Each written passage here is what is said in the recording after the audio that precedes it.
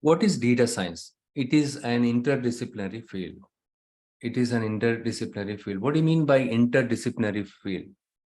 If you look at this Venn diagram on the right side, right? If you look at this one, we can quickly make out that data science. So data science is at the intersection of all these things, right? It is at the intersection of statistical research, data processing, computer science, programming, okay, programming and mathematics, machine learning, domain expertise. As a successful data scientist, typically, right, you must possess a combination of mathematics and statistical. You must possess these skill set, okay, mathematical and statistical understanding and programming skills, the computer science proficiency and domain expertise to effectively analyze and derive the inside data, right? So you need to pre-process it. You need to be good in all these things. Data science encompasses all these things, right? You should be good in mathematics, statistics, and you should be knowing programming. You should be knowing machine learning algorithm. You should be good in the domain also. For example, you are working in insurance domain or healthcare domain, or you are working in telecom domain. Okay, you should be knowing that well, so that you can come up with the actionable, recommendations. Okay. It is an amalgamation of many skill set. Okay, that is what your data science. And you can see these are the lingos that are floating in the internet regarding the artificial intelligence, right? Somewhere you can see in the net artificial intelligence, and somewhere you can see machine learning, deep learning, predictive analytics, computer vision, generative AI. Now generative AI is gaining a lot of momentum, and now explainable AI. Now this is also another advanced topic, an NLP. Okay, these are the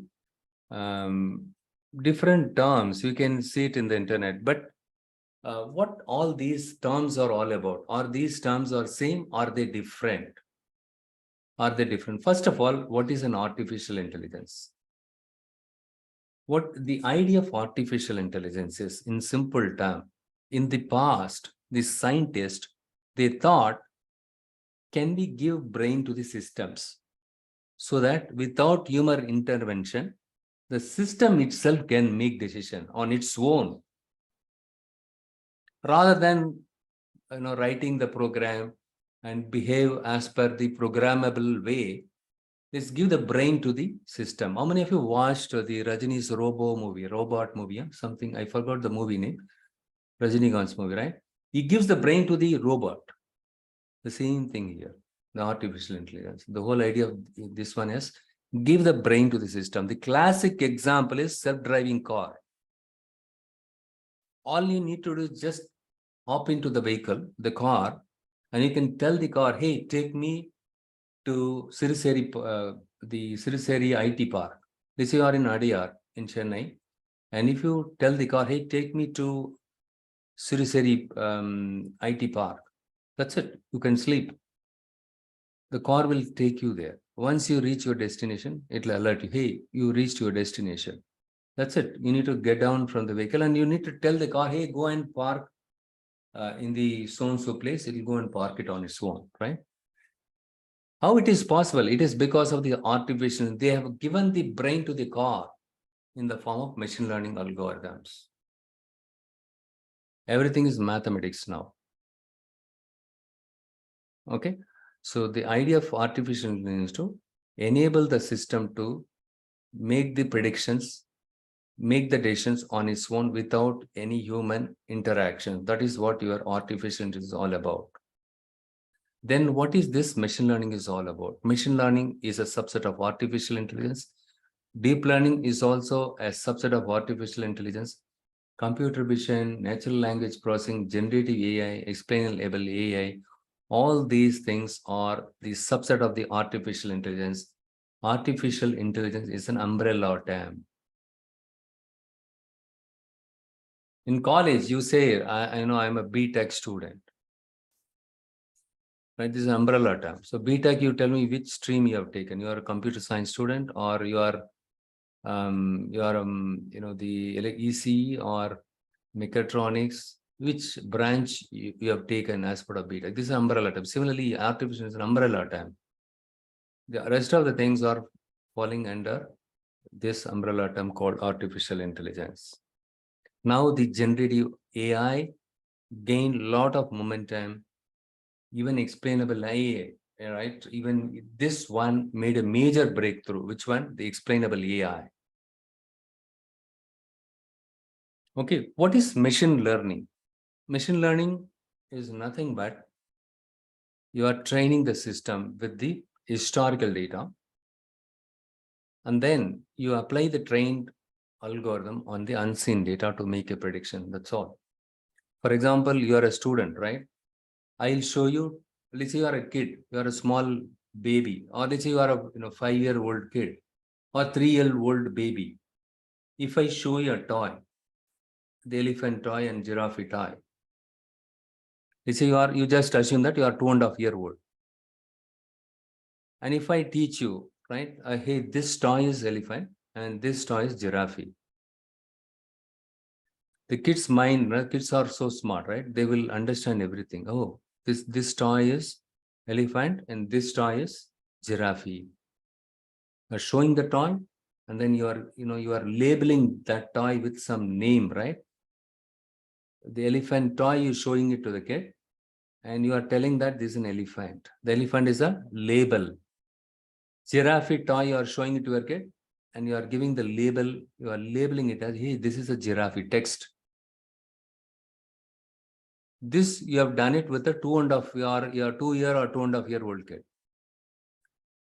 Let's after 6 months, you visit the kid with slightly different posture of the same animal's toys. When you show it, let's this time the elephant is lying on the floor, and the giraffe is also lying on the floor. And if you show the toy and if you ask the kid will say correctly, right? Hey, this is elephant, this is toy. How it is possible? Because you train the kid with that data. Same way machine learning algorithm works. For the machine learning algorithm to make a prediction, you need to train the algorithm with the data. Like how you trained your kid, hey, this toy is called so-and-so thing, right? But again, you show the different posture of the animals, the same animals lying on the floor, and both the animals, the elephant and giraffe. Still the kid can say, hey, this is elephant, this is giraffe. How it can tell? It is not memorizing it, right? The kid is not only storing the shape, it stores the shape of the toy in its brain along with that label. See, this is your giraffe. Bear with my drawing skills. This is your giraffe, right? Assume that this is your giraffe, okay? This is giraffe, you show it. But this giraffe is in standing posture, and the next time when you go there, you show this same giraffe, but this time it is in the sitting posture. Okay, this is sitting and this is standing posture. But you tell the kid, hey, this is the toy, and for the giraffe, giraffe, okay, this is called your label. This is your data. Okay, you show the kid with that data and then the label, input and then output, input and output. And the very next day, if you go and show the same thing, it will tell clearly, right? Yeah, this is giraffe and this is elephant, it will tell. Because yesterday you taught the kid, right? And after 6 months or after a few days, when you go back to the kid and the same toys, when you show it with the, let's say this time that, the giraffe is sitting on the floor and the elephant is also lying on the floor. And if you show it, still it can tell very clearly. The kid is not, in that case, you will understand very clearly, the kid is not memorizing it. Only when the elephant stands and giraffe stands, that is called elephant and giraffe, it will not think that way, right? That means it stores the pattern. Hey, the neck is longer. Those animals have the longer neck. That is giraffe. That is the pattern. Those animals' neck is longer. That is the pattern, right? And those animals' ear is bigger. That is elephant. And if it has a trunk, it stores these patterns in its brain along with the label. According to us, what we think is it memorize it. The kids are not memorizing it in this case. You try it out with some kids. Even I tried this with some kids. They can tell still very clearly, no, this is elephant, this is giraffe. Clearly they'll say. Likewise, the machine learning algorithm, you need to give the input along with the output label. Right? You need to tell them, hey, these are the inputs and output, you take it. For this, the output should be giraffe. If you see any animal like this, you need to tell, hey, this is giraffe. With this shape, you tell giraffe. You train the algorithm with the data, input data and label. Once you train the algorithm, when you apply it on, when you show, right, let's say you train this with these images and with the labels, later point time when you show some other image, let's say this time you are showing an African elephant, still your algorithm will tell, hey, this is an elephant. You need to train your algorithm with huge number of data. Okay. So what is the definition for machine learning? Machine learning, don't worry, anyhow, I'm going to repeat it. Later point in time also, I'm going to repeat it. Machine learning is nothing but training your algorithms with the historical data. And then you apply this trained model on the unseen data. What do you mean by unseen data? This time you are going to show a different, what is that? A different breed of elephant, right? Earlier you have shown the American elephant.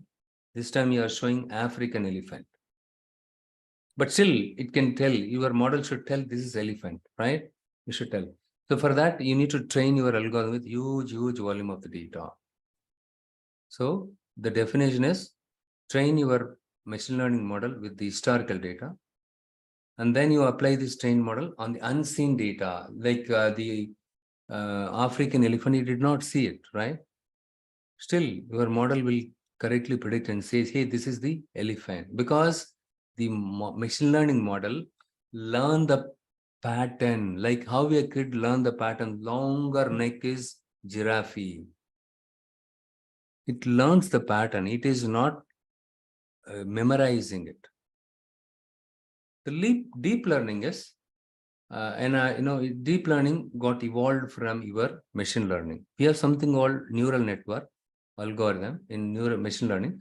What they did, they came up with some kind of breakthrough in terms of improving the traditional neural network. Okay, they developed something called convolutional neural network, recurrent neural network.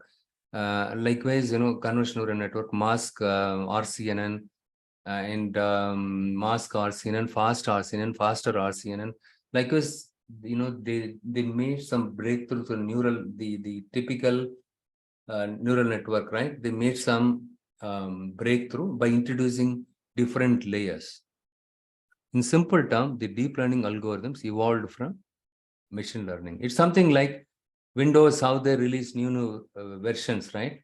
So this is an older version, this is slightly higher version. It got evolved from here. For example, you wanted to do image classification. With a deep learning algorithm, you can do the image classification with a higher accuracy. Okay. Why accuracy is important? For example, MRI scan. You are taking MRI scan, brain and lung during COVID time. Most of the patients, they underwent MRI scan to the lung. Instead of human, right? Give it to the algorithm. These algorithms were trained by various lung scans. Okay, and all the issues, everything. Now your algorithm, deep learning algorithm, right? It can make an accurate prediction saying that, hey, this guy has a tumor. Or is a malign tumor or benign tumor. Benign tumor, even though you have some lump, it will not cause any problem. If it is a malign, it's a cancerous thing. If the algorithm wrongly classify a person who has a benign cancer as a malign cancer, what will happen? What will happen?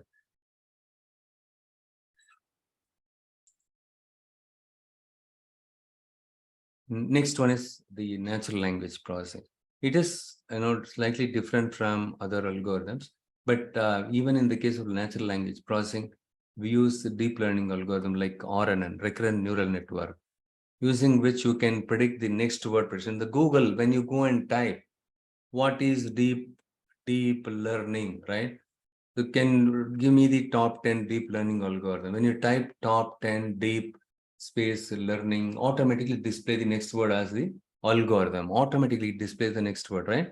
It is all possible because of the deep learning algorithms. Even the case of NLP, we are using deep learning algorithms in some cases, okay? And next one is the generative AI. Even the generative AI is a specific subfield of our artificial intelligence. It focuses on generating new content of data rather than analyzing or interpreting your existing data, which one the generative, as the name suggests, it generates the content. Okay, for example, you want to create images. That is possible. It can create the images. You can create the images. If you want to create the text, you can create the text. If you want to create the music, if you want to create a video, that is also possible. All you need to just type the text. There are some apps, right? What it does is, based on the text you type it generates the production quality images. We have something like DALI. How many of you heard about DALI 2?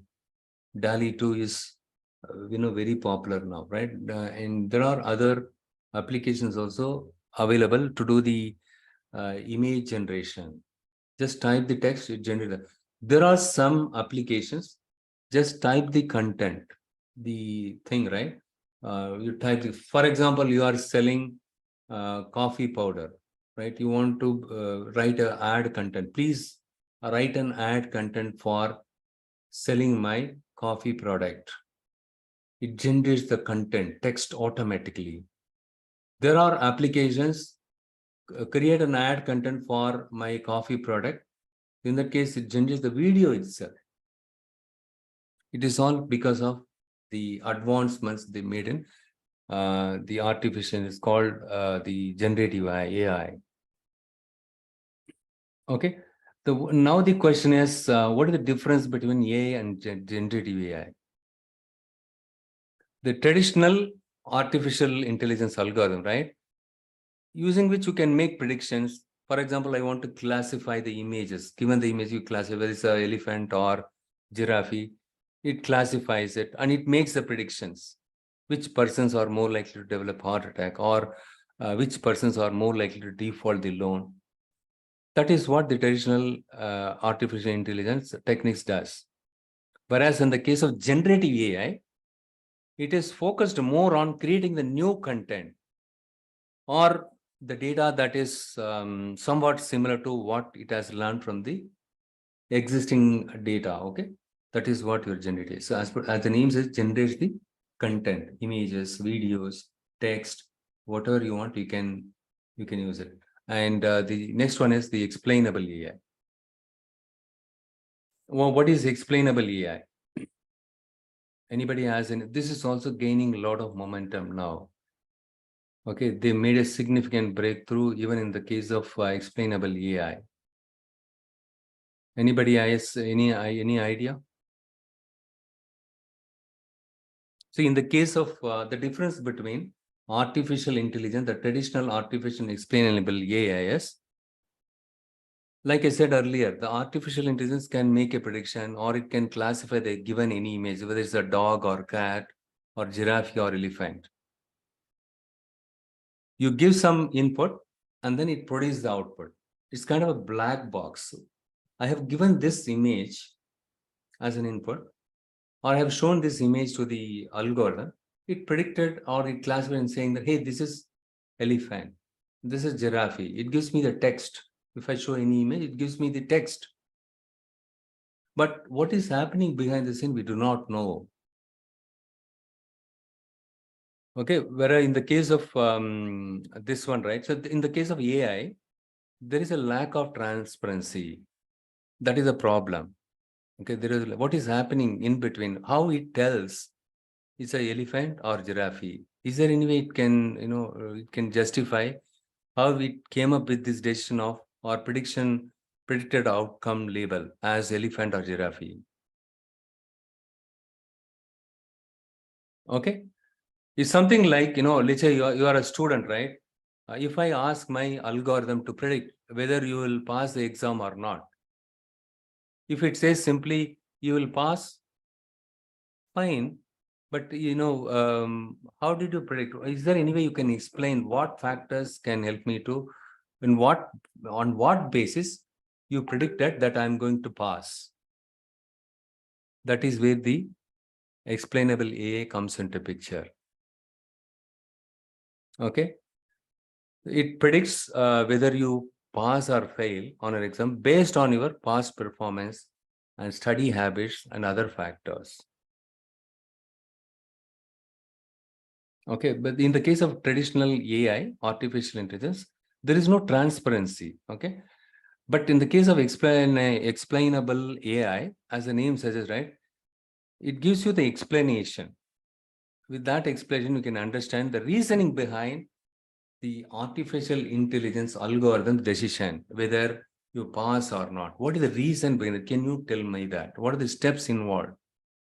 The explainable AI will tell you. Okay.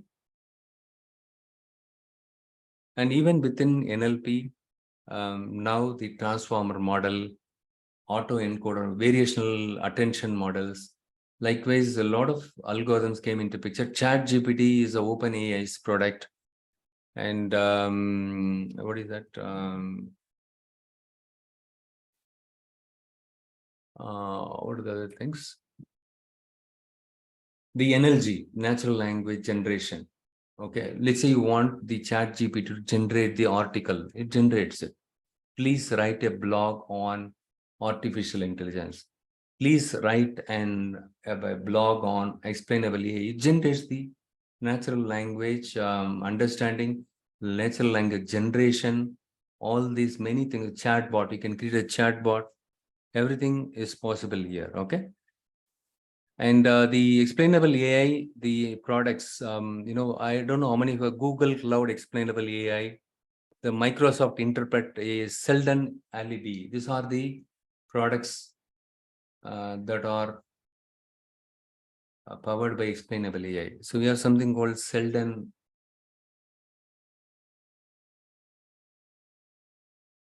Alibi. Okay. So it is an open source library. Okay. And so it includes some algorithms for model explanation and adversarial detection and so on. Okay.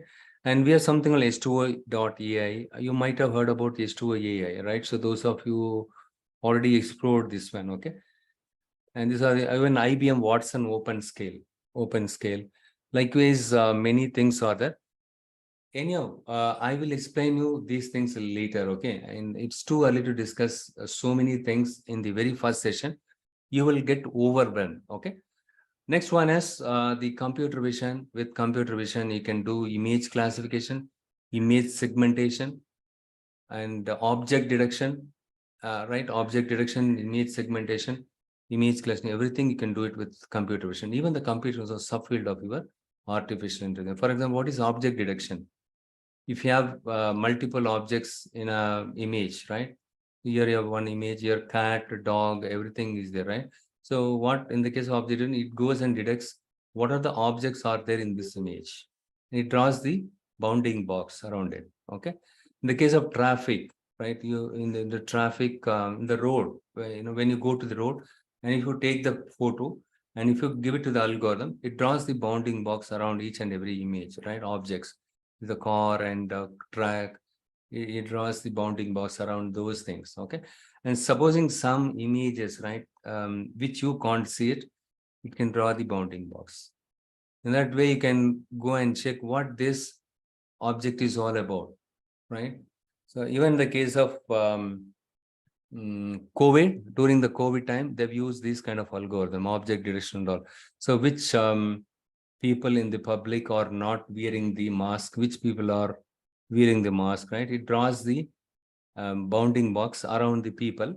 And the red colored one tells us, hey, this guy is not wearing the mask, and these guys are not maintaining the distance, right?